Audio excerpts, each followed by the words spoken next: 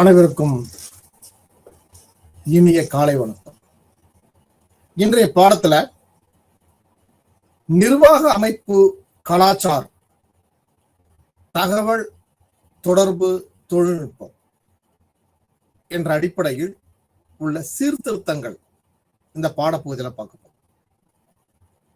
நிர்வாக அமைப்பு கலாச்சாரம் என்பது அதனுடைய அமைப்பு, பொருள் மற்றும் முக்கியத்துவம். இதன் மூலம் ஒரு அரசாங்கத்தினுடைய அமைப்புகள் எத்தகைய கலாச்சாரத்தை விவரிக்கின்றது. தற்போது ஒரு பொது நிர்வாகமாக இருக்கட்டும் அல்லது நிர்வாக கலாச்சாரத்தில் கொண்டு வரப்பட்டுள்ள சீர்திருத்தங்களை, அத்தகைய சீர்திருத்தங்கள் ஒன்றன் பின் ஒன்றாக கொண்டு வரப்பட்டு அந்த சீர்திருத்தங்கள் கொண்டு வருவதற்கான வழிமுறைகளை ஆராயப்படுகிறது. அதன் வரம்புகள் ஆய்வு செய்யப்பட்டு அத்தகைய சீர்திருத்தங்கள் உறுதி செய்வதற்கான நடவடிக்கைகளை பரிந்துரைக்கப்படுகிறது. ஆக நிர்வாக அமைப்பு கலாச்சாரத்தில் தகவல் தொடர்பு தொழில்நுட்பமானது ஒரு கால வளர்ச்சியின் அடிப்படையில் ஒவ்வொரு காலகட்டத்திற்கும் ஏற்ப அத்தகைய தொழில்நுட்பத்தை முறையாக பயன்படுத்துகிறார்கள். வருங்கால அரசு ஊழியர்கள் ஒரு அறிவாற்றல் மிக்க ஒரு தகவல் தொழில்நுட்பத்தை மிக நுட்பமாக பயன்படுத்த வேண்டும். அந்த பயன்பாட்டின் வெளிப்பாடு வளர்ந்த நாடுகளிலும் நம்மை போன்ற வளரும் நாடுகளிலும் அத்தகைய சூழல் எதிரொலிக்க ஆரம்பிக்கின்றது. அதை படிப்படியாக ஒவ்வொரு துறைகளின் வாயிலாக அரசு பயன்படுத்தி, அப்படி பயன்படுத்தும் போது சில வடிவங்களில் நிர்வாகமானது ஒரு ஒழுங்கையும் ஒரு நியாயமான நிலைப்பாட்டையும் உறுதிப்படுத்தப்பட்டது. இத்தகைய தொழில்நுட்பங்களை பயன்படுத்துவதன் வாயிலாக அரசாங்கத்தின் சீர்திருத்தங்கள் தொடங்கப்பட்டு அதன் வாயிலாக அச்சீர்திருத்தங்கள் வலிமைப்படுத்தப்படுகிறது. இதன் மூலம் தகவல் தொடர்பு தொழில்நுட்பமானது ஒரு நிர்வாகத்திற்கு மிக முக்கியமான பணிகளையும் அதன் மூலம் சில கூறுகளையும் மாற்றி அமைக்கப்படுகிறது. இத்தகைய சூழல்கள் ஒரு அமைப்பு கலாச்சாரத்தின் மதிப்புமிக்க செயல்பாடுகளாக பார்க்கப்படுகிறது, காலத்திற்கு ஏற்ப. ஆக இத்தகைய சூழல்கள் இந்திய அரசு துறை ரீதியாக எடுக்கப்பட்டு அதன் நிர்வாக அமைப்புகளில் ஒரு வெளிப்படைத்தன்மையை அனைவரும் அறிந்து கொள்ளும் வகையில் ஒரு நிர்வாகம் மிக வேகமாக இயங்கக்கூடிய வகையில், அதன் மூலம் மக்களுக்கு பயன்படும் வகையில் இந்த தகவல் தொடர்பு தொழில்நுட்பத்தை காலத்துக்கேற்ப பயன்படுத்த தொடங்கினர். அதற்கான நிதி ஒதுக்கப்பட்டது. அதற்கான பயிற்சிகள் அரசு ஊழியர்களுக்கு வழங்கப்பட்டது. அரசுக்கு ஒரு பெரிய நிதி சுமை இருந்தாலும் அத்தகைய தொழில்நுட்பத்தை ஒவ்வொரு துறை வாரியாக முதலில் பயன்படுத்தப்பட்டு பிறகு எல்லா துறைகளும் ஒன்றிணைக்கக்கூடிய ஒரு செயல்பாடாக இருக்கிறது. ஆக ஒரு வெளிப்படையான நன்மைகள் மக்களுக்கு உரிய நேரத்தில் ஒரு பெரிய சூழ்நிலையை அதுவும் அந்த சூழ்நிலை என்பது மக்களுக்கு நன்மை பயக்கும் வகையில், விரைவாக கிடைக்கும் வகையில் இந்த தகவல் தொடர்பு தொழில்நுட்பமானது உதவி செய்கிறது. இதை நாம் இ கவர்னன்ஸ் என்று சொல்கிறோம். இதை தமிழாக்கத்தில் மின் ஆளுகை. இ என்பது எலக்ட்ரானிக், எலக்ட்ரானிக் என்பது மின்னணு. ஆக ஐசிடி என்று சுருக்கி சொல்லக்கூடிய அந்த சொல்லானது இன்ஃபர்மேஷன் கம்யூனிகேஷன், தகவல் தொடர்பு, டெக்னாலஜி, தொழில்நுட்பம், இந்த 3 சொற்களையும் இணைத்துதான் ஐசிடி என்று இந்திய அரசு வழங்குகிறது. ஆக ஒரு மின் ஆளுகை ஒவ்வொரு துறையின் வாயிலாக நெறிப்படுத்தப்பட்டு கொள்கை உருவாக்கம் செய்யப்பட்டு அதை நடைமுறைப்படுத்தி வெற்றியும் கண்டுள்ளது. ஆக இதைத்தான் ஒரு அமைப்பு கலாச்சாரத்தின் மதிப்பு, ஒரு மிக முக்கியமான ஒரு தொடர்புகளை, ஒரு முக்கிய தகவல்களை மிக விரைவாக மக்களுக்கு எடுத்து சொல்லப்படுகிறது. இதன் மூலம்தான் ஒரு அரசு வெளிப்படைத்தன்மையாக உள்ளது, அதன் முடிவுகள் மிக வலிமையாகவும் சரியான நேரத்தில்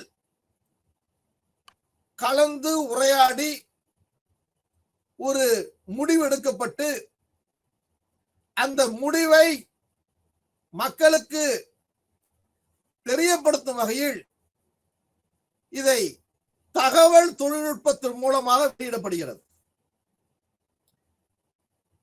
இதைத்தான் ஒரு கலாச்சாரத்திற்கு, ஒரு புதிய கலாச்சாரத்திற்கு எடுத்துக்காட்டாக இருக்கின்றது. பழைய நிர்வாக முறையில் காலதாமதமும், அது மட்டுமல்லாமல் ஒரு முடிவு எடுப்பதற்கு பல்வேறு காரணங்களும் இருந்தது. இந்த தகவல் தொழில்நுட்பத்தை பயன்படுத்தும் பொழுது ஒரு இணையத்தின் வாயிலாக அத்தனை செய்திகளும் ஒரு குறிப்பிட்ட மணித்துளிகளுக்குள் அந்தந்த மாவட்ட ஆட்சித்தலைவருக்கு சென்றடைகிறது.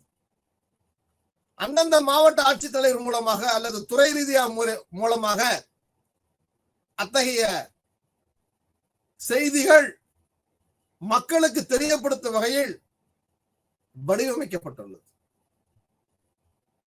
ஆக இத்தகைய திட்டமானது ஒரு முன்னோடி திட்டமாக மேற்கொள்ளப்பட்டு அத்திட்டத்திற்கான நிதி ஒதுக்கப்பட்டு அத்திட்டத்திற்கான உயர்மட்ட நிர்வாக குழுவை ஏற்படுத்தப்பட்டு அந்த நிர்வாக குழு கொடுக்கின்ற முடிவுகளையும் ஆலோசனைகளையும் பெறப்பட்டு இருக்கின்ற மக்களுக்கு ஒரு போதுமான அனைத்து பயன்பாடுகளையும் இணையத்தின் வாயிலாக உறுதிப்படுத்தப்படுகிறது. இணையம் மூலம் ஒரு நிறுவனத்துடன் ஒருங்கிணைக்கப்பட்டு அதன் செயல்களை சிறப்பாக செய்வதற்கும் அந்த செயல்கள் மூலம் உறுதித்தன்மை ஏற்படுவதற்கும் அதன் மூலம் மக்களுக்கு தெரியப்படுத்துவதற்கும் காலதாமதமின்றி மிக விரைவாக அத்தகைய செய்திகளை துல்லியமாக கொடுக்கப்படுகிறது. ஆக மத்திய தொழில்நுட்பம் மூலம் இணைந்து தகவல் தொழில்நுட்பமாக வெளியிடப்படுகிறது. ஆக காலத்தின் வரிசையின் அடிப்படையில் ஒவ்வொரு துறையும் இன்றது ஒவ்வொரு துறைக்கும் இணையதள சேவைகள், கொள்கை முடிவுகள், திட்டங்கள், அதனுடைய பயன்பாடுகள், மானியங்கள், அதுக்குள்ள விண்ணப்பங்கள், இப்படி பல்வேறு பிரிவுகள் ஒதுக்கப்பட்டு அந்த பிரிவுகள் மக்களுக்கு எது தேவையோ மக்களுடைய தேவைக்கு ஏற்ப வடிவமைக்கப்பட்டு ஒவ்வொரு துறை ரீதியாக அந்த இணையத்தில் அவர்கள் பதிவு செய்யப்பட்ட விண்ணப்பத்தை முறையாக அனுப்பப்பட்டு அதன் மேல் அடுத்த நடவடிக்கைகள் தொடங்கப்பட்டு மிக விரைவாக அவருடைய முகவரிக்கு அந்த செய்திகள் அனுப்பப்பட்டிருக்கிறதான செய்திகள் அல்லது குறு செய்திகளா இருக்கலாம், அல்லது அந்த துறை அவர்களை நேரடியாக கூப்பிட்டு அவர்களுக்கு வேண்டிய உதவிகளை செய்வதாக இருக்கலாம், அல்லது அரசாங்கத்துடைய விண்ணப்பங்களை முறைப்படுத்தப்பட்டிருக்கலாம், அல்லது இதற்கான ஆலோசனை மையம் முகவரி போன்றவை எல்லாம் அந்த இணையத்தின் துறையின் வாயிலாக கொடுக்கப்பட்டிருக்கின்றன. இத்தகைய செய்திகள் அனைத்தும் பலதரப்பட்ட கேள்விகளின் பாதுகாப்பு மிக்கதாக இருக்கின்றது. அதன் உண்மைத்தன்மை வலிமையாக உள்ளது. விலை மற்றும் உரிமையை முழுமையாக வழங்கப்பட்டிருக்கின்றது. ஆக இதற்கான வழிமுறைகள் என்பது அதிகார கலாச்சாரத்தின் புதிய வழிமுறைகளாகும். தகவல் தொடர்பு தொழில்நுட்பத்தின் மிக முக்கிய பங்காக இந்த அதிகார வழிமுறைகளுக்கு ஒரு ஊன்றுகோலாக, ஒரு வழிகாட்டியாக இருக்கின்றது. நிர்வாகத்தில் எடுக்கும் ஒவ்வொரு அதிகாரங்களுக்கும் அதை முறையாக செயல்படுத்துவதற்கு, அது சட்டங்களாக இருக்கலாம், அல்லது திட்டங்களாக இருக்கலாம், அல்லது கொள்கை முடிவாக இருக்கலாம், அல்லது மக்களுக்கு தேவையான அறிவிப்புகளாக இருக்கலாம்.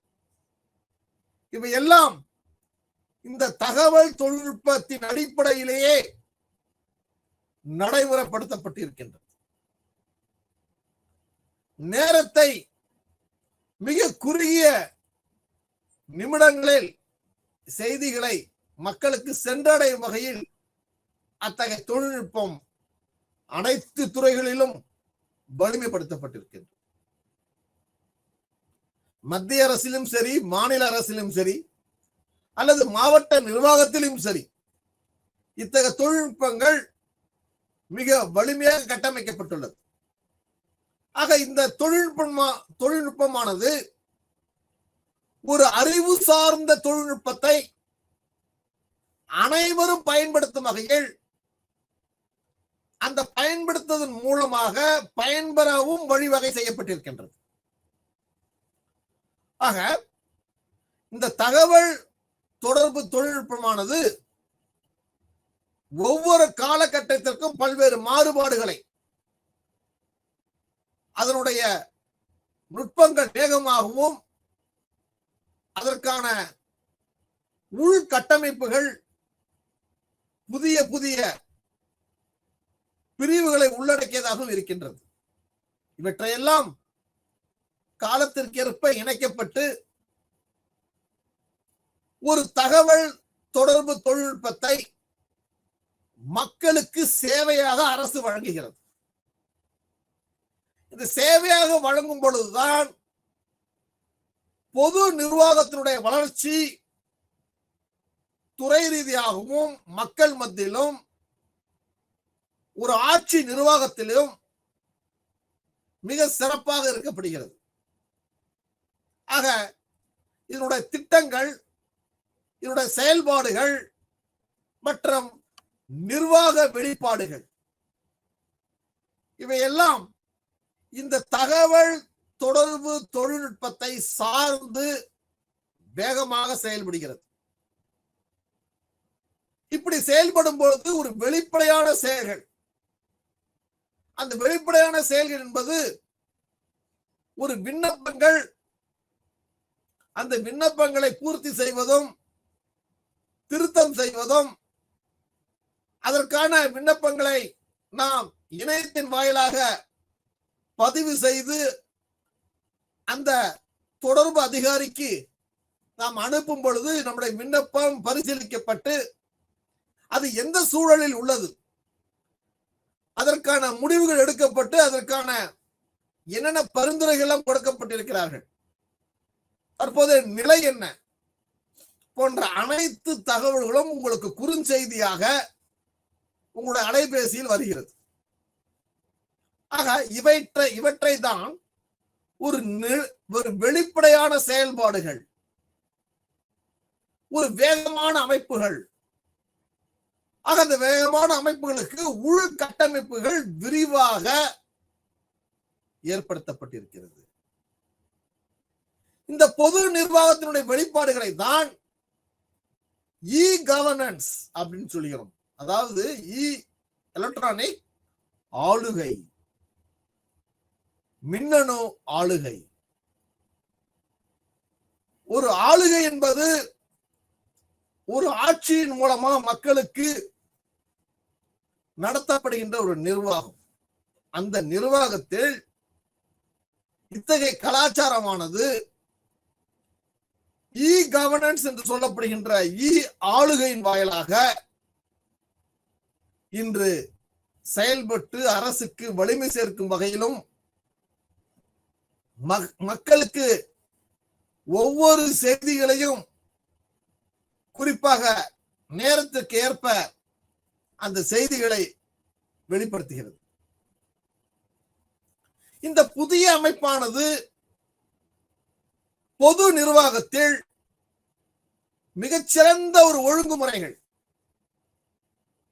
எத்தனை விண்ணப்பங்கள் வந்திருக்கின்றது, அந்த விண்ணப்பங்களில் எத்தனை ஆண்கள் எத்தனை பெண்கள், கிராமத்தை சார்ந்தவர்கள் யார், நகரத்தை சார்ந்தவர்கள் யார், அல்லது அவருடைய சூழல்கள், அவருடைய புள்ளி விவரங்கள் போன்றவற்றெல்லாம் மிக தெளிவாக ஒழுங்குமுறைப்படுத்தப்பட்டிருக்கின்றது. அதே போன்ற அரசாங்கத்துடைய அனைத்து ஒருங்கிணைந்த திட்டங்களையும் அந்த இணையத்தின் வாயிலாக வெளிப்படுத்தப்படுகிறது. அவற்றில் மத்திய அரசு திட்டங்களாக இருக்கட்டும் அல்லது மாநில அரசு திட்டங்களாக இருக்கட்டும், அந்த திட்டங்கள் கூட அரசினுடைய வரி வசூலிப்பு முறைகள் அல்லது வரி விதிப்பு முறைகள் அல்லது காப்பீடு போன்ற துறைகளில் இந்த தகவல் தொடர்பு தொழில்நுட்பமானது மிக மிக அதிக அளவில் பயன்படுத்தக்கூடிய ஒரு சூழலை இன்றளவிலும் ஏற்படுத்தியிருக்கின்றது. நாம் மட்டுமல்ல, இந்த உலகத்தில் ஒரு வளர்ந்த நாடுகளில் மிக அதிக அளவில் அதை பயன்படுத்தி வெற்றி கண்டுள்ளார்கள். அதனுடைய வெளிப்பாடு, அதனுடைய குறைகளை நீக்கி அதனுடைய மிகச்சிறந்த தொழில்நுட்பத்தை ஏற்படுத்தி, ஆக இது மாதிரி பயன்படுத்தும் பொழுது இந்த அரசு மட்டுமல்லாமல் அரசு துறை சாராத அல்லது வியாபார வங்கிகள், லாபம் தராத அமைப்புகள், தன்னார்வ தொண்டு நிறுவனங்கள் அல்லது மத்திய அரசா இருக்கட்டும், மாநில அரசா இருக்கட்டும், மாவட்ட நிர்வாகம் இருக்கட்டும், யூனியன் பிரதேசமாக இருக்கட்டும், ஒரு கிராம நிர்வாக அலுவலராக இருக்கட்டும், இத்தகைய அனைத்து செயல்களிலும் தகவல் தொடர்பு தொழில்நுட்பமானது பயன்படுத்த தொடங்கி அதில் வழிமுறைகளும் கொண்டு வரப்பட்டு இன்றளவில் அது வேகமாக செயல்படக்கூடிய ஒரு சூழலை ஏற்படுத்தியிருக்கிறது. ஆக இத்தகைய துறைகள் உடைய பயன்பாடானது மக்களுக்கு மிகச்சிறந்த ஒரு பயன்பாடாக தொடக்கத்தில் கொஞ்சம் கடினமாகவும் மக்கள் அதை சரியான முறையில் பயன்படுத்தாமலும் அந்த ஒரு விழிப்புணர்வு இல்லாமல் ஒரு கால வளர்ச்சியில் அவை அரசு பல்வேறு விழிப்புணர்வுகளை ஏற்படுத்தி மக்களை அதனுடன் பயன்படுத்த வலியுறுத்தப்பட்டு அந்த தொழில்நுட்பத்தை பயன்படுத்துவதன் மூலமாக மக்களுக்கு மிகச்சிறந்த ஒரு நிர்வாகத்தையும் அந்த பயன்களையும் மிக விரைவாக கிடைக்கப்பெற ஒரு சூழலை மக்கள் காணும் பொழுது அந்த மக்களே அத்தகைய கலாச்சார தொழில்நுட்பத்தை பயன்படுத்த தொடங்கியிருக்கிறார்கள். ஆக இந்த தொழில்நுட்பமானது ஒரு அரசாங்கத்திற்கு ஒரு புதிய ஆட்சியை, அது ஒரு தொழில்நுட்பத்தை சார்ந்த ஒரு ஆட்சியை, அதில் உள்ள நேர்மைத்தன்மைகளை மற்றும் மேலாண்மை தன்மைகளையும் உள்ளடக்கிய ஒரு ஜனநாயக முறையில் இதை வலிமையாக பயன்படுத்தப்படுகிறது. இப்படி பயன்படுத்தும் பொழுது இத்தகைய அமைப்பு முறையானது புதிய அமைப்புகளை தொழில்நுட்ப உதவியுடன் பயன்படுத்தப்படுகிறது. குறிப்பாக பொது திட்டங்கள், பொதுமக்களுக்கான அரசு, மத்திய அரசாக இருக்கட்டும் மாநில அரசாக இருக்கட்டும் வழங்கப்படுகின்ற திட்டங்கள், கொள்கை விளக்கங்கள், சட்டமன்றங்களில் விவாதிக்கப்படுகின்ற ஒரு அரசு ஏற்படுத்தப்படுகின்ற கொண்டு வரப்படுகின்ற கொள்கை விளக்கங்கள், அந்த கொள்கை விளக்கத்தின் வாயிலாக ஒரு சட்டமன்றத்திலும் ஒரு பாராளுமன்றத்திலும் ஆளுங்கட்சியும் எதிர்கட்சியும் பிற கட்சிகளும் இணைந்து ஒரு ஜனநாயகத்தின் அடிப்படையில் விரிவான விவாதத்தின் அடிப்படையில் இந்த கொள்கை விளக்கங்கள் திருத்தப்பட்டு விவாதிக்கப்பட்டு ஒரு அனைவரும் சேர்ந்து ஒரு முடிவெடுப்பதை கொள்கை முடிவு என்று அழைக்கின்றோம். ஆக ஒரு நிர்வாகத்தில் தொழில்நுட்பத்தை ஒரு கொள்கை முடிவை எடுப்பதற்கும் அதற்கு நடுநிலையாக இந்த தகவல் தொழில்நுட்பம் சார்ந்திருக்கின்றது. ஆக ஒரு கொள்கை முடிவை எடுத்து அதை மக்களவையிலோ அல்ல சட்டமன்றங்களிலோ அத்தகைய முடிவுகளை வெளிப்படுத்தி பெரும்பான்மை ஆதரவு பெற்று அந்த ஆதரவின் அடிப்படையிலே அவை நடைமுறைப்படுத்தப்படுகிறது. ஆக இத்தகைய தொழில்நுட்பங்களை பயன்படுத்தும் போது தகவல் தொடர்பு தொழில்நுட்பமானது விண்ணப்பம் வடிவிலும், அதாவது ஹார்ட்வேர் சொல்ற வன்பொருள் மற்றும் மென்பொருள், அதற்கான சில தளங்களை காலத்திற்கேற்ப அவற்றை எல்லாம் நடைமுறைப்படுத்தும் வகையில் புதிய புதிய தொழில்நுட்ப வடிவங்களில் மக்கள் பயன்பாட்டுக்கு ஏற்ப மற்றும் அரசுக்கு மிக எளிமையாகவும் மக்களுக்கு புரியும் வகையிலும் அத்தகைய மென்பொருள்கள் உருவாக்கப்பட்டு நம்முடைய தகவல் தொழில்நுட்ப வளர்ச்சியில் ஒரு உன்னத நிலையை அடைந்திருக்கின்றது. இந்த தகவல் தொழில்நுட்ப வளர்ச்சியானது மிகச்சிறந்த மென்பொருள்களை பயன்படுத்தப்பட்டு, அப்படி பயன்படுத்தும் பொழுது அது மிக எளிமையாக வடிவமைக்கப்பட்டு முன்பு இருந்த விண்ணப்பங்களை விட இவை ஒரு முன்மாதிரியான விண்ணப்பங்களாக எளிமைப்படுத்தப்பட்டு அத்தகைய வடிவத்தின் அடிப்படையிலேயே அனைவரும் அந்த இணையத்தின் வாயிலாக விண்ணப்பித்து அந்த விண்ணப்பத்தின் திருத்தங்களை செய்வதற்கும் அல்லது அந்த விண்ணப்பத்தை சரிபார்ப்பதற்கும் ஒரு ஏதுவாக நமக்கு ஒரு சூழலை ஏற்படுத்துகிறது தகவல் தொடர்பு தொழில்நுட்பமானது. இந்த தகவல் தொடர்பு தொழில்நுட்பமானது ஆளுகை என்று சொல்லப்படுகின்ற இதன் மூலம் உள்ளாட்சி அமைப்புகள் குக்கிராமங்களிலும் கிராமங்களிலும் பேரூராட்சிகளிலும் மாவட்டங்களிலும் மாநிலங்களிலும் ஏன் ஒட்டுமொத்த இந்தியாவிலும் இது முழுமையாக கொண்டு வரப்பட்டுள்ளது.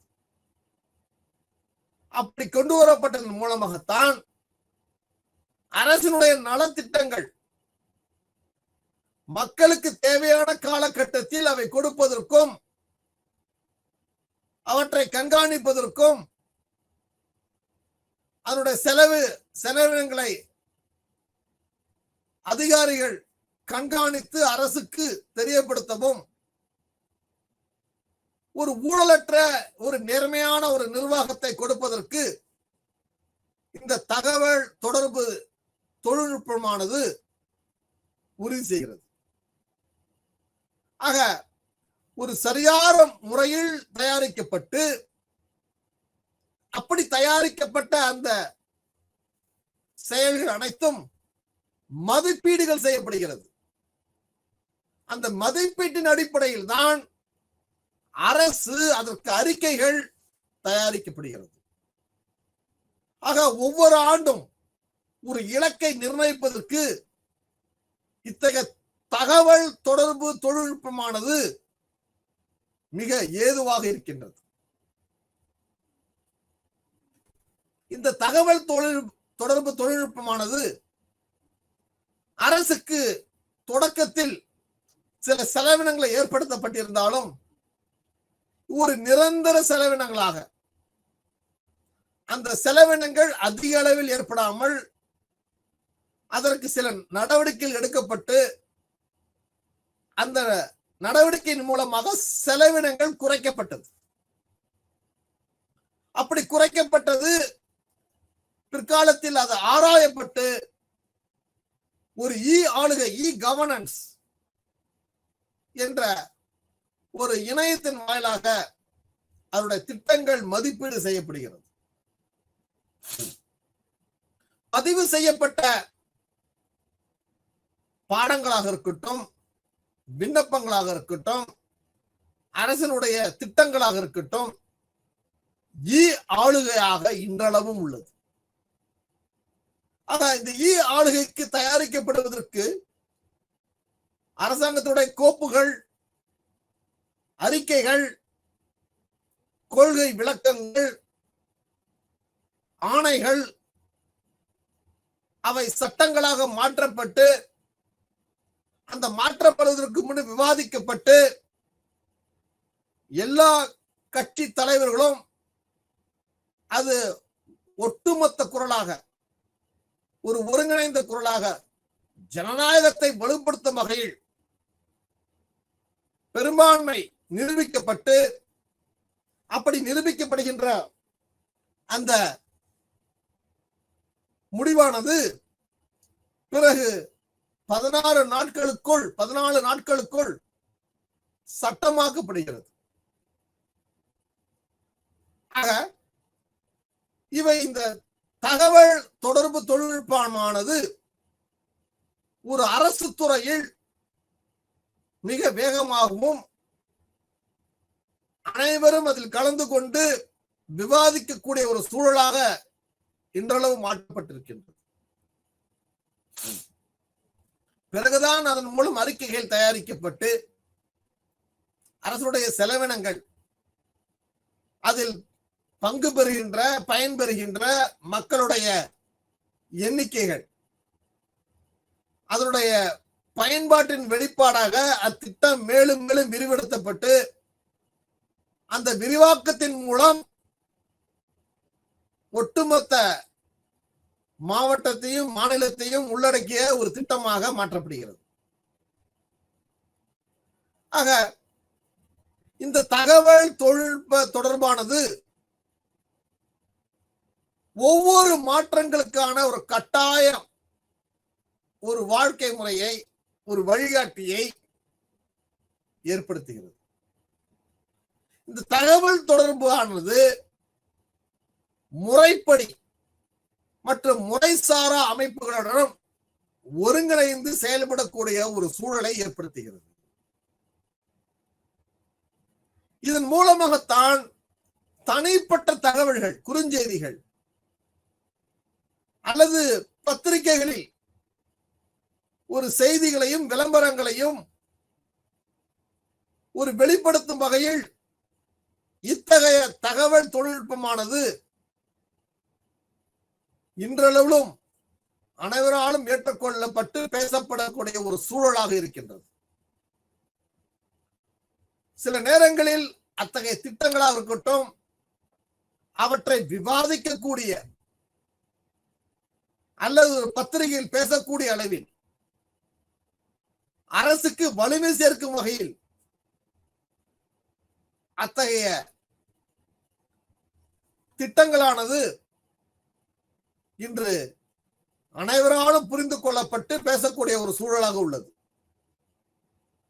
ஆக ஒட்டுமொத்தமாக இத்தகைய மாற்றமானது ஒரு புரிந்து கொள்ளும் தன்மையாக உள்ளது. அதான் முக்கியம். இந்த தகவல் தொடர்பு நுட்பமானது ஒரு இந்திய அளவில் ஒரு நாட்டினுடைய வளர்ச்சியாகவும் ஒரு மாநிலத்தின் தொடர் வளர்ச்சியாகவும் ஒரு மாநிலத்துடைய நேரடி பார்வையில் ஒவ்வொரு மாவட்டமும் அந்த ஒவ்வொரு மாவட்ட நிர்வாகத்தின் கீழுடைய பேரூராட்சிகள் கிராமத்தில் நடைபெறுகின்ற பஞ்சாயத்து அமைப்புகள் இவற்றில் அனைத்திலுமே இந்த தகவல் தொடர்பு தொழில்நுட்பமானது ஒரு விரைவான வளர்ச்சியை ஏற்படுத்துகின்றது. இதன் மூலம் மக்களுக்கு மட்டுமல்ல, துறை ரீதியான தகவல் தொடர்பு தொழில்நுட்பத்தை ஒவ்வொரு அதிகாரிகளும் அதில் பயிற்சி பெற்றவர்களாக அல்லது அரசாங்கத்துக்கு ஒரு கருத்தையும் அல்லது குறிப்புகளும் அனுப்புவதற்கு ஏதுவாக இன்றளவிலும் தகவல் தொழில்நுட்பத்தை முறையாக பயன்படுத்தி அந்த முறையாக பயன்படுத்தும் வாயிலாக பிற துறைகளும் வலிமையாக உள்ளது என்பதை நாம் அறிய முடிகிறது. ஆக இந்த தகவல் தொடர்பு தொழில்நுட்பத்தின் வாயிலாக ஒரு கிராமப்புற வளர்ச்சியின் பங்கானது ஒட்டுமொத்தமாக மக்களுக்கான ஒரு சேவையாக உள்ளது. மக்களுடைய வளர்ச்சியில் தகவல் தொழில்நுட்ப தொடர்பு துறையானது மிகப்பெரிய பங்கு வகிக்கிறது. அத்தகைய வளர்ச்சியானது ஒரு கிராம முன்னேற்றத்திலும் முக்கியத்துவம் வாய்ந்ததாக இருக்கின்றது. ஆக ஒட்டுமொத்தமாக நாம் பார்க்கும் பொழுது நடைமுறை வாழ்க்கையில் பல வாய்ப்புகளை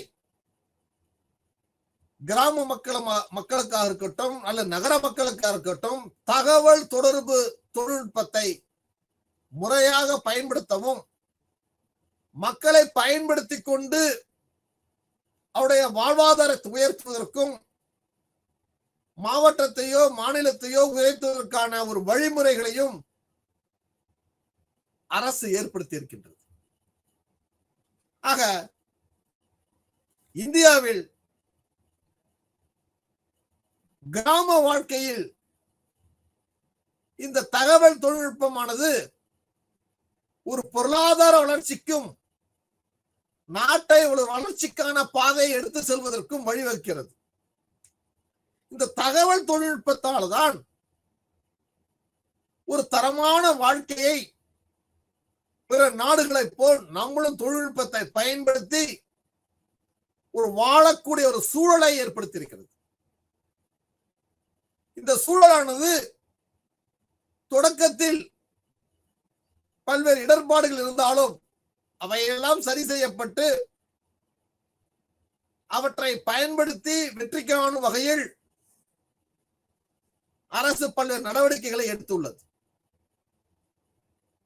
இந்தியாவில் 1991 புதிய பொருளாதார கொள்கையின் அடிப்படையில் அந்த புதிய பொருளாதார கொள்கையின் அடிப்படையில் அன்றைய பாரத பிரதமர் PV நரசிம்மராவ் அவருடைய ஆட்சி காலத்தில் அன்றைய நிதியமைச்சர் டாக்டர் மன்மோகன் சிங் தலைமையில் காலத்துக்கு ஏற்ப புதிய பொருளாதார கொள்கைகளை அதுவும் தொழில்நுட்பத்துடன் பயன்படுத்தக்கூடிய ஒரு சூழலையும் அந்த சூழல் வாயிலாக ஒரு மிகப்பெரிய சுற்றுச்சூழலை மாற்றப்படக்கூடிய ஒரு சூழல் இந்தியாவில் ஏற்படுத்தப்பட்டது. ஆக அதுவரையும் நம்முடைய பொருளாதாரமானது, வளர்ச்சியானது ஒரு நாடை சார்ந்து இருந்தது, ஒரு மாநிலத்தை சார்ந்து இருந்தது, அல்லது ஆட்சியின் அடிப்படையில் இருந்தது. இதற்கு பிறகு உலக பொருளாதாரத்தின் போட்டிப்படக்கூடிய ஒரு சூழல், அல்லது வெளிநாட்டு நிறுவனங்கள் நம் நாட்டில் முதலீடு செய்யக்கூடிய ஒரு சூழல், அல்ல அதிக தொழில்நுட்பத்தை பயன்படுத்தக்கூடிய ஒரு நிலை, இவையெல்லாம் காலத்திற்கேற்ப நமக்கு கிடைக்கப்பட்டது. ஆக அந்த நேரங்களில் உலகமயமாக்கலின் எதிர்ப்பு வர இருந்த பட்சத்திலும் கிராமங்களில் காலத்தின் கருதி, தொழில்நுட்பத்தினுடைய அருமை கருதி கொஞ்சம் கொஞ்சமாக வளரத் தொடங்கியது. ஆக முதலில் சற்று தயங்கினாலும் அது பயன்படுத்தாத வரை அதனுடைய வேகம் குறைக்கப்பட்டிருந்தது. அதை பயன்படுத்தும் பொழுது அதன் வேகம் அதிகரிக்கப்பட்டு அதனுடைய நிர்வாகம், பொது நிர்வாகம் வலிமையாகவும், இ கவர்னன்ஸ் சொல்லுகின்ற அந்த துறையானது மிகப்பெரிய வளர்ச்சியை நோக்கி செல்லக்கூடிய ஒரு நிலையும் இருந்தது. பொதுவாக ஒரு பொது சேவை வழங்குவதில் தகவல் தொடர்பு தொழில்நுட்பத்தினுடைய பங்கு காலத்திற்கேற்ப அதனுடைய பங்கு அதிகமாக இருந்தது. ஆங்கிலத்தில் சொல்வார்கள் reaching people in rural area. அந்த திட்டத்திற்கு பெயர் reaching people in rural area. கிராமங்களில் மக்களை சென்றடையக்கூடிய திட்டங்கள். ஆக இதை நம்ம ஹிந்தியில் பிரஜா என்று சொல்லுவார்கள். Reaching people in rural areas. ஆக இந்த பிரஜா என்பது குடிமக்களை சொல்லும் ஒரு சொல். இந்த குடிமக்கள் அனைவருக்கும் அவர்களுக்கு தேவையான சேவைகளை அவருடைய வீட்டுடைய முகவரிக்கு அல்லது குறிப்பிட்ட நாடுகளுக்கு ஒதுக்கப்பட்ட அந்த தேதிகளில் முறையிடலாம். இவையெல்லாம் இந்த பிரஜா என்று சொல்லப்படுகின்ற கிராமங்களில் மக்களை சென்றடைகிறது. கிராமங்களில் மக்களை சென்றடைகிறது என்ற திட்டமானது சேவா கேந்திரா, பிரஜா சேவா கேந்திரா. இதோட தமிழாக்கம் கிராம மற்றும் மாவட்ட அளவில். கிராம மட்டம், மாவட்ட அளவில். ஆக இத்தகைய திட்டங்கள் வாயிலாக பலதரப்பட்ட சான்றிதழ்கள், அப்படி பலதரப்பட்ட சான்றிதழ்களை பெறும் பொழுது அதில் உள்ள சில விண்ணப்பங்கள் சுய தொழில் விண்ணப்பங்களாக உள்ளது. அதே போன்று இந்த தகவல் தொழில்நுட்பத்தை பயன்படுத்தி பாரத பிரதமர் கிராமப்புற வேலை வாய்ப்புகளை அதிகப்படுத்தவும் மக்களை பயன்படுத்தவும் அத்தகைய சூழலானது கிராமப்புற மின் ஆளுகையாக, கிராமப்புற மின் ஆளுகையின் வணிகமாக அங்கு பார்க்கப்படுகிறது. ஆக ஒரு பொது சேவையில் தகவல் தொடர்பு தொழில்நுட்பத்தை இந்த பிரஜா என்ற reaching people in rural area என்பதன் வாயிலாக நாம் அறிய முடிகிறது. ஆக பிரஜா என்பது ஒரு சேவா கேந்திரா, கிராமம் மற்றும் மாவட்ட அளவில் நடைபெறுகின்ற கூடிய ஒரு செயலாகும். இத்தகைய செயலானது அத்தியாவசியமானது. ஒரு அறிவு தொழில்நுட்பத்தில் அனைவரும் பயன்படுத்தக்கூடிய அந்த பயன்படுத்துவதன் மூலமாக அவர்களுக்கு பயன்பெறும் வகையில் அந்த பயன் அவர்கள் மத்தியிலும் அவர்களை சார்ந்தவர்களும் அல்லது அங்கு பணிபுரிகின்ற தொழிலாளர்களுக்கு பயன்படும் வகையிலும் அப்படி ஒரு மாற்றத்தை ஏற்படுத்தி ஒரு சூழலை நீங்கள் கொண்டு வந்தீர்கள் என்றால் நாம் மற்ற எல்லாவற்றையும் நாம் அறிய முடியும். ஆக இதனால் ஒரு ஒரு அத்தியாவசியமான ஒரு சூழல், ஒரு அறிவு தொழில்நுட்பத்துடைய சூழல், பலதரப்பட்ட திறன் மேம்பாடுகள், அரசுக்கு செலவினங்கள் குறைக்கப்படுதல், மக்கள் அதிக அளவில் பயன்பெறுதல், அந்த பயன் வாயிலாக முறையான வேலை வாய்ப்புகள் அல்லது ஊக்கமான ஒரு கல்வியையும் அவர்கள் தொடருவதற்கு இத்தகைய சூழல் உறுதுணையாக இருக்கின்றது. ஆக நம்முடைய தகவல் தொழில்நுட்ப தொடர்பானது பிற துறைகளில், ஒரு கிராமம் சார்ந்த துறைகளில், அதுவும் விவசாயத்தில் தகவல் தொழில்நுட்பத்தை ஒரு கால வளர்ச்சியின் அடிப்படையில் முதலில் சில நேரங்களிலும் அல்லது சில நாட்களிலும் அல்லது மிக ஒரு தொழில்நுட்பத்தை பயன்படுத்துவதற்கு பல்வேறு பரிந்துரைகள் அடிப்படையிலும் நாம் ஒரு பயன்படுத்தக்கூடிய ஒரு செயலாக இருந்தது. ஆக இவையெல்லாம் ஒரு விவசாயத்தில் தகவல் தொழில்நுட்பத்தை பயன்படுத்துவதற்கான சில கேள்வி முறைகள். ஆக தகவல் தொழில்நுட்பத்தை நாம் முழுமையாக ஒரு முன்மாதிரியான ஒரு திட்டமாகவும் ஒரு முன்மாதிரிய செயல்பாடுகள் மிக்கதாகவும் இருக்கின்றது. அதற்கு பின்புலமாக அத்தகைய கல்வி முறைகள், அந்த கல்வி முறையின் மூலமாகத்தான் இன்றைக்கு தேவைப்படுகின்ற தகவல் தொழில்நுட்பமானது அவற்றை இணையத்தில் பதிவு செய்யப்பட்டு அதன் மூலமாக அனைவரும் படிக்க ஏதுவாக இருக்கின்றது. எனவே இந்த தகவல் தொழில்நுட்பத்தின் முன்மாதிரிகள், இந்த முன்மாதிரிகள் ஒரு தகவல் தொழில்நுட்பத்தை அடுத்த காலகட்டத்தில், அடுத்த நூற்றாண்டிற்கு விரைவாக பயன்படுத்துவதற்கு, இவற்றையெல்லாம் உருவாக்குவதற்கு விவசாயத்துடைய தகவல் தொழில்நுட்பத்தை நான் கூப்பிட்டு அதற்கு பல்வேறு காரணங்களையும் விரிவுபடுத்தப்படுகிறது. இந்த தகவல் தொழில்நுட்பத்தின் முன்மாதிரியை பயன்படுத்துதல் என்பது அதனுடைய கல்வியாக இருக்கலாம் மற்றும் தகவல் தொழில்நுட்பமாக இருக்கலாம் அல்லது ஒரு இணையத்தின் மூலமாக இருக்கலாம். ஆக கல்வி மற்றும் தகவல் தொழில்நுட்பமானது இணையத்தின் மூலமாக ஒருங்கிணைக்கப்படுகிறது.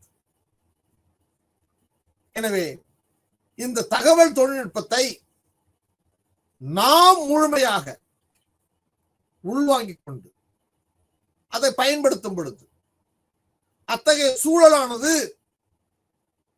அரசுக்கும் மக்களுக்கும் உள்ள ஒரு தொடர்பை வலிமைப்படுத்தும் வகையில், ஒரு தொடர்பை விரிவுபடுத்தும் வகையில், அத்தகைய தொடர்பானது ஒரு வெளிப்படைத்தன்மையாக இருக்கும் பொழுது விரைவாகவும் அத்தகைய செய்திகளை மக்களுக்கு சென்றடைய வழிவகை செய்கிறது.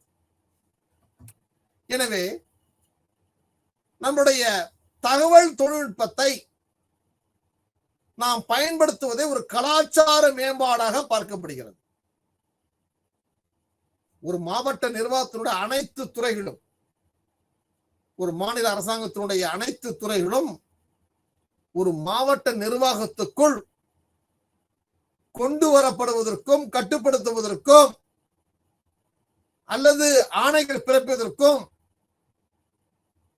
இவற்றையெல்லாம் செயல்படுத்துவதற்கு இந்த இன்றளவும் தகவல் தொடர்பு தொழில்நுட்பமானது அவற்றை நாம் சார்ந்து வாழக்கூடிய ஒரு சூழலை ஏற்படுத்தியிருக்கிறது.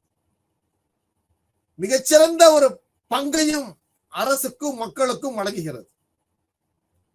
அந்த தகவல் தொழில்நுட்பத்தை இன்றளவிலும் அதிக தொழில்நுட்பத்தை பயன்படுத்தக்கூடிய வகையிலும் பாடப்பிரிவுகள் உருவாக்கப்பட்டிருக்கின்றது.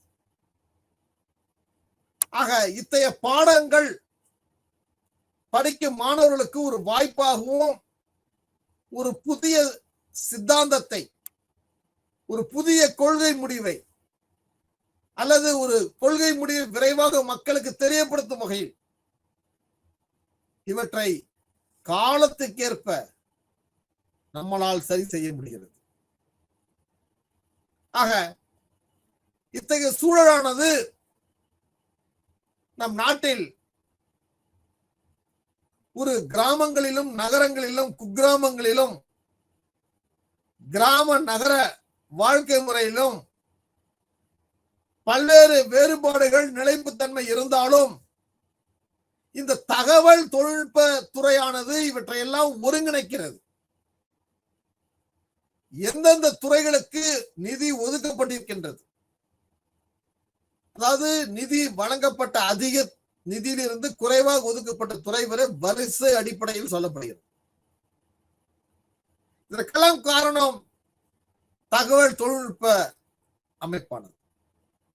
ஆக இந்த தகவல் தொழில்நுட்ப அமைப்பானது தேசிய வேளாண்மை மற்றும் மேலாண்மை நிறுவனம் ஒன்று உள்ளது.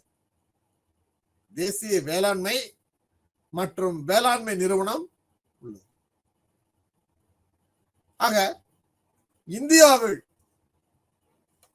ஒரு சாதாரண ஒரு செயலாக ஆரம்பிக்கப்பட்டு அதன் மூலம் விசாரிக்கப்படும் பொழுது, அப்படி விசாரிக்கப்படும் பொழுது அதனுடைய வளர்ச்சி தன்மைகள்,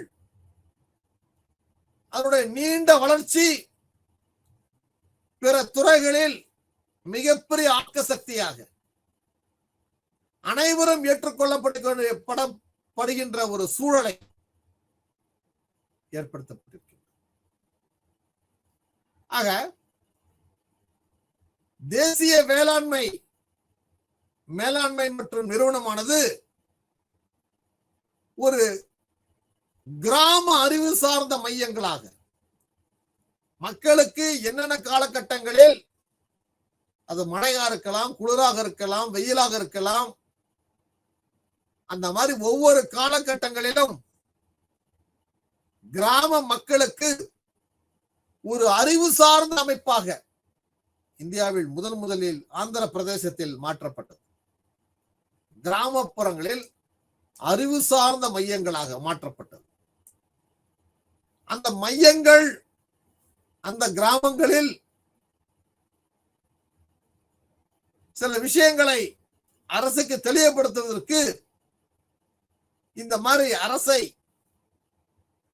தன்னுடைய நேரடி பார்வையின் கீழ் கொண்டு வருவதற்கு பல்வேறு நடவடிக்கைகளையும் திட்டங்களையும் கொண்டு செயல்படுத்தப்படுகிறது. ஆக கிராமங்களில் அறிவு சார்ந்த மையம் என்பது இன்றளவிலும் பேசப்படுகின்ற பல்வேறு கிராமங்கள் நடைமுறைப்படுத்தப்படுகிறது. அதில் ஒரு சில கிராமங்கள் விடுபட்டு அதற்கான தனி பயிற்சிகள் வழங்கப்பட்டு அதன் மூலம் அவர்களை பணியமர்த்தப்படுவார்கள். எனவே ஒரு அரசுடைய திட்டங்களானது 130 திட்டங்கள், அரசனுடைய திட்டங்கள். இந்த திட்டமானது ஒரு சிறிய பகுதியில், அப்படி பார்க்கும் பொழுது அந்த சிறிய பகுதியானது ஒரு பாண்டிச்சேரியில் முதலில் தொடங்கப்பட்டது. அப்படி தொடங்கப்படும் பொழுது அரசு நடுநிலையாக அப்படின்ற ஒரு சூழலை ஏற்படுத்துகிறது. ஆக இந்த தேசிய மேலாண்மையில் 130 திட்டங்கள் உள்ளது. 130 திட்டங்கள் உள்ளது. இந்த 130 திட்டங்களும் அவர்கள் இனங்கள் அடிப்படையிலும் மொழிகள் அடிப்படையிலும் அவருடைய திட்டங்கள் வாயிலாக நாம் செயல்படுத்தப்படுகின்றோம். ஆக 130 திட்டங்களானது பாண்டிச்சேரியில் செயல்படுத்தப்படுகிறது. பாண்டிச்சேரியில் சில பகுதிகளில் அரியாங்குப்பம், வில்லியனூர், நெட்டம்பாக்கம் போன்ற இடங்களில் இத்தகைய வடிவங்களில் அது செயல்படுத்தப்படுகிறது. பெரும்பாலும் பாண்டிச்சேரியில் ஒரு சிறிய யூனியன் பிரதேசத்தில் மக்கள் தொகையின் குறைவு, அதனுடைய எல்லை பரப்பும் குறைவு, அதற்கு முன்மாதிரியான சில திட்டங்களை இத்தகைய யூனியன் பிரதேசங்களில் பயன்படுத்தப்பட்டது. அந்த யூனியன் பிரதேசங்களில் பயன்படுத்தப்படும் பொழுது சில பகுதிகளில் ஒரு அபரிமிதமான வளர்ச்சி, மக்களுக்கு போதிய விழிப்புணர்வு,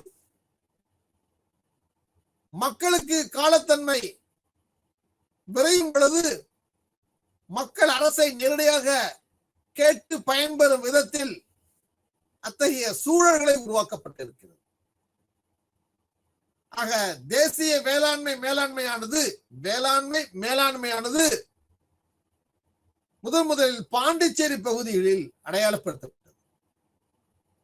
ஆக பாண்டிச்சேரி என்பது ஆர்காலஜி ஆஃப் சர்வே அந்த ஊரினுடைய பகுதியாக இருக்கின்றது. அதிக அரிய கண்டுபிடிப்புகள், பூமிக்கு கீழ் கிடைக்கின்ற அத்தனை பொருட்களை வரிசைப்படுத்துவதற்கும், அப்படி வரிசைப்படுத்தப்பட்டதை ஒரு நிர்வாக ரீதியான நடவடிக்கையின் மூலமாக மக்களுக்கு ஒரு பொது இடங்களில் வைக்கப்பட்டு பார்வைக்கு வைக்கப்பட்டு இதன் மூலம் பல்வேறு நன்மைகள் கிடைக்கப்பட்டிருக்கு என்பதை நாம் உறுதிப்படுத்தப்படுகிறோம்.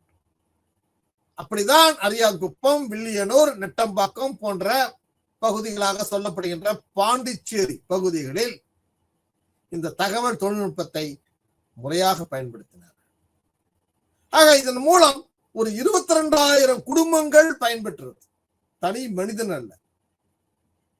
ஆக ஒரு மனிதனுக்கு வருமானத்தை உறுதிப்படுத்தும் பொழுது அதனுடைய பேராசிரியர் பெருமக்களுக்கும் சில சலுகைகளை அரசு வழங்கப்பட்டிருக்கிறது. ஆக இந்த தேசிய மேலாண்மையானது தற்போது ஒரு 130 திட்டங்களை முறைப்படுத்தப்பட்டிருக்கின்றது. அந்த 130 திட்டங்களும் கிராமத்தை அறிவு சார்ந்த மையமாக, நகரங்களில் நடக்கின்ற செய்திகளை குறுஞ்செய்திகளாக, அதாவது அரசு இப்பொழுது சேவை மையம் என்ற ஒரு அமைப்பை தொடங்கி இருக்கிறது.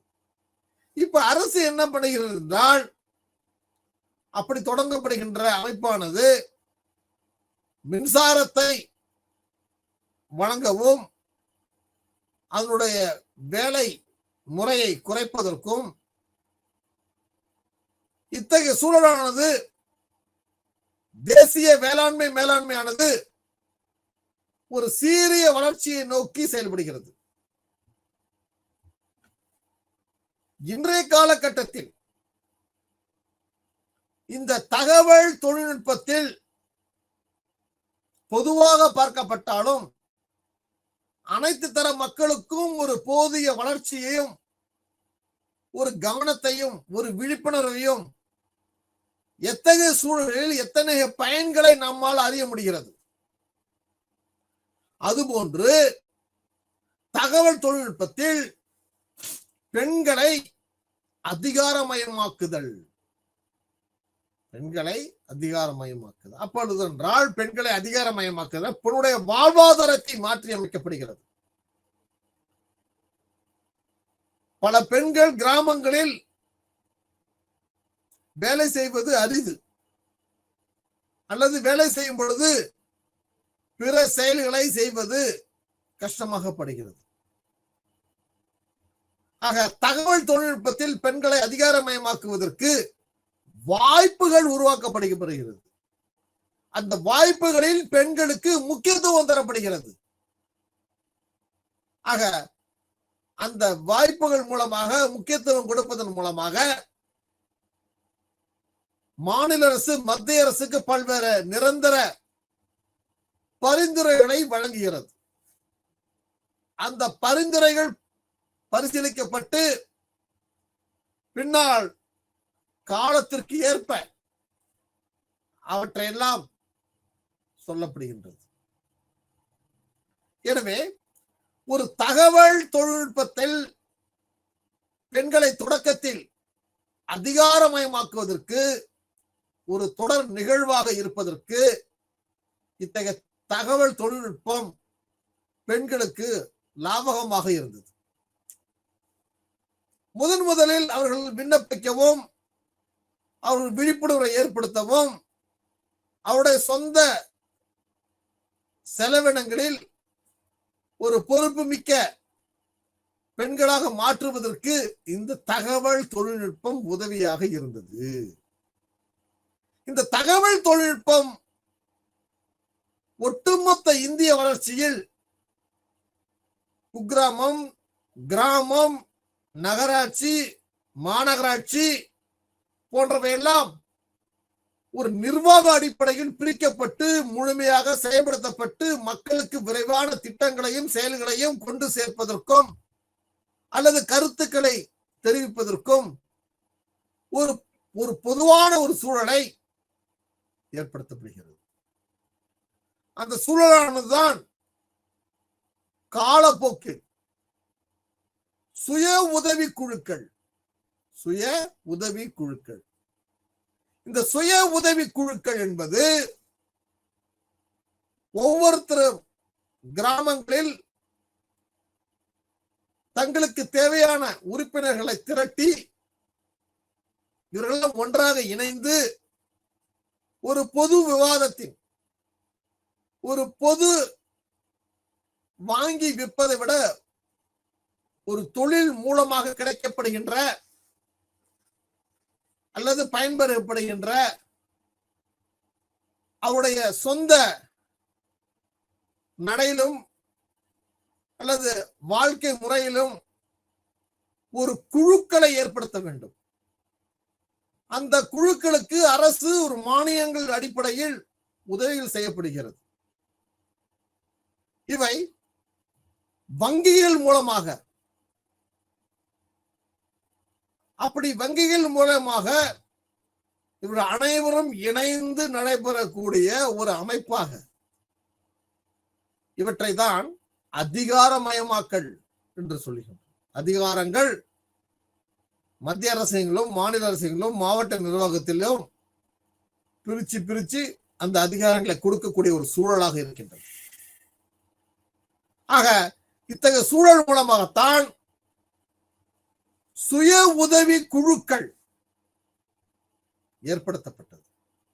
இந்த சுய உதவி குழுக்கள் மூலம் மக்களுக்கு பல்வேறு தகவல்களை ஒரு குழுவாக ஏற்படுத்தப்பட்டு அந்த குழுவின் வாயிலாக தெரியப்படுத்தப்பட்டு அங்கு விவாதிக்கப்பட்டு அதில் அனைத்து மக்களும் கலந்து கொள்ளும் வகையில் ஒரு குழு அமைப்பாக ஒரு ஒற்றுமை உணர்வை ஏற்படுத்தும் வகையில் அந்த தகவல் தொழில்நுட்பம் பெண்களுக்கு மிக அதிக அளவில் பயன்படுத்தப்பட்டது.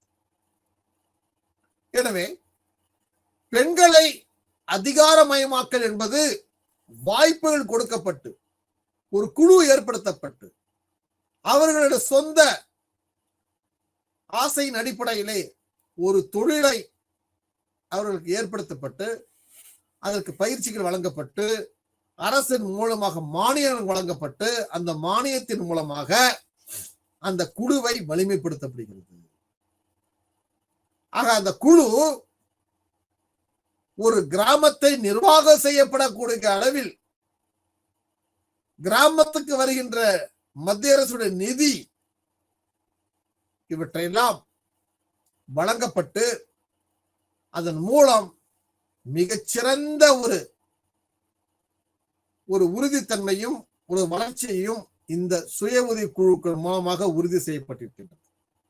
எனவே இந்த பாடங்களில் ஒரு தகவல் தொழில்நுட்பத்தில் ஒரு முழுமையான வளர்ச்சி, அந்த முழுமையான வளர்ச்சி பெண்களை எப்படி அதிகாரமயமாக்கின்றது என்பது வரை இந்த பாடத்தில் நாம் பார்த்தோம். மீண்டும் இன்னொரு வகுப்பில் இதனுடைய தொடர்ச்சியை நாம் காணலாம். நன்றி, வணக்கம்.